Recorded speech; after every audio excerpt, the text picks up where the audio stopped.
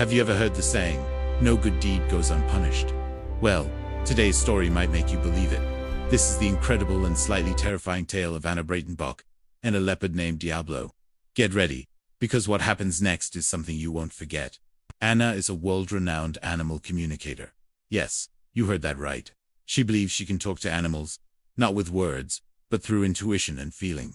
For years, she's traveled the globe, helping resolve conflicts between humans and wildlife. People call her when they're at their wits' end, when a wild animal becomes a problem and all other solutions have failed.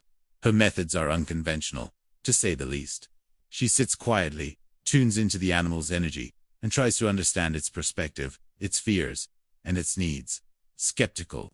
A lot of people are, but many who've worked with her have become believers after seeing the results.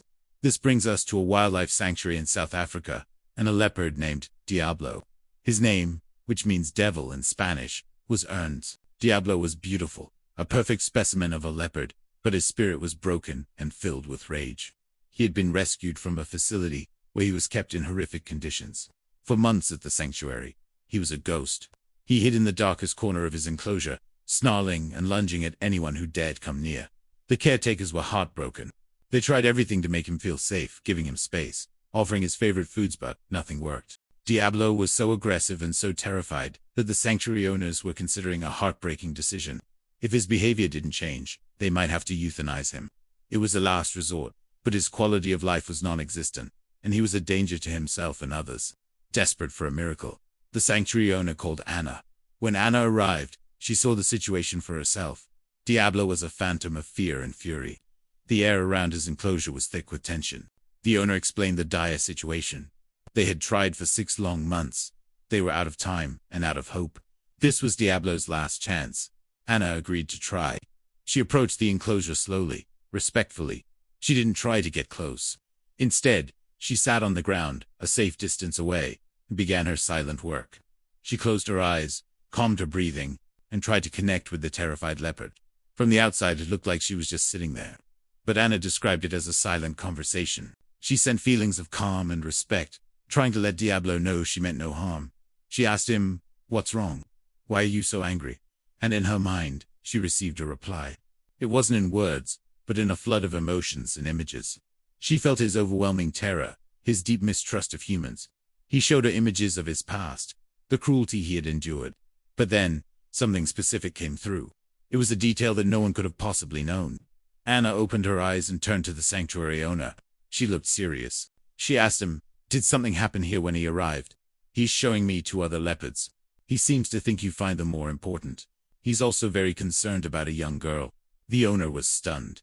He confirmed that when Diablo first arrived, they were also caring for 2 young leopard cubs in a neighboring enclosure. The sanctuary staff, naturally, had been spending a lot of time with the adorable cubs. Diablo, in his terrified state, had interpreted their attention to the cubs as a sign that he was unwanted, that they preferred the other leopards to him. He felt insignificant and threatened.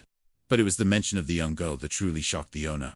He revealed that his own daughter had been at the sanctuary one day, feeling sad and overwhelmed by the sight of Diablo's distress. She had stood near his enclosure and cried. Diablo, from his corner, had seen her tears.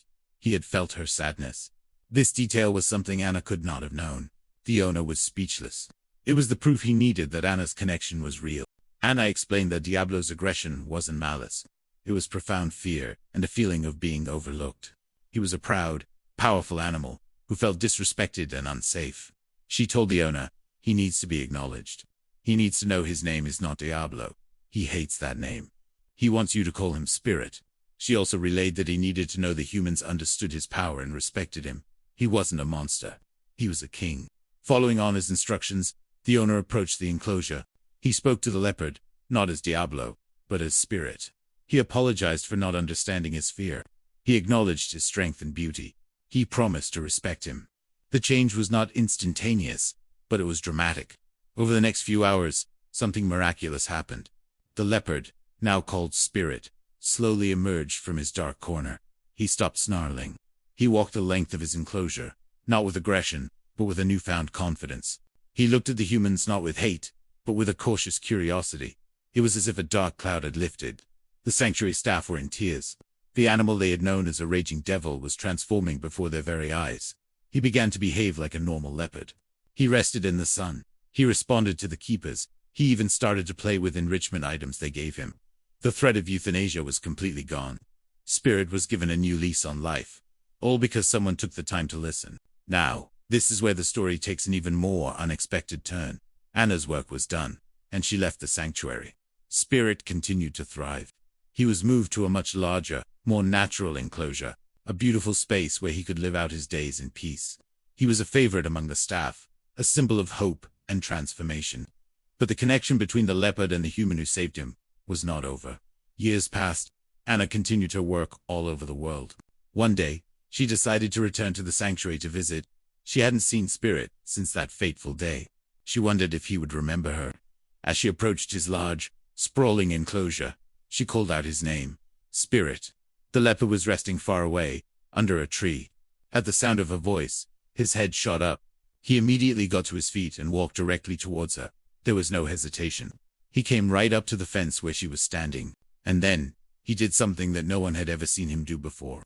He rubbed his face against the fence, right where Anna was standing, the same way a house cat might greet its beloved owner.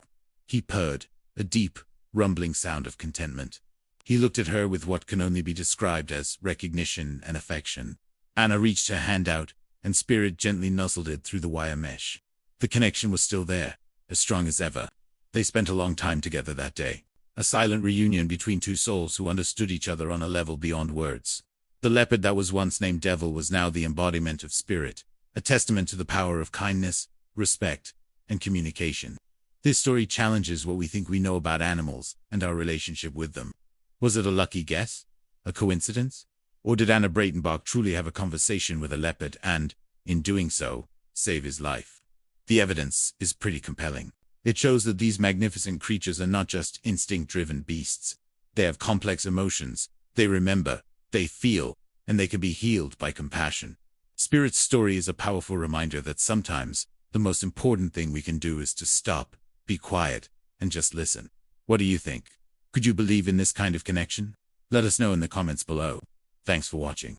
If you found this story as incredible as we did, please hit that like button and subscribe for more amazing tales from the animal kingdom. See you next time.